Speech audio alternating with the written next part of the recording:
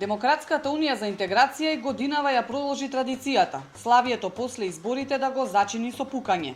Синоќа во седиштето во Мала Речица најпрво дојдоа зурли и тапани.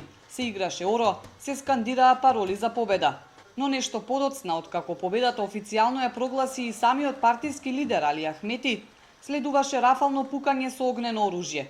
Токму кога нашата екипа беше вклучена директно во отворената програма на Алфа.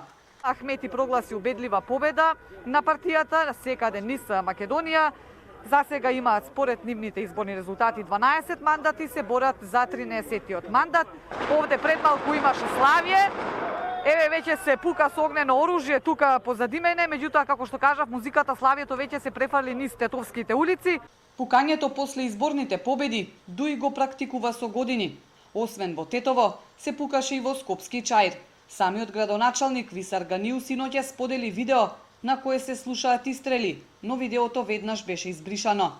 За вчерашниот случај, во Тетовската полиција велат дека се уште немаат пријава до нив за ваков случајно организирано пукање, но работат на утврдување дали имало поединечни случаи на пукање со огнено оружје.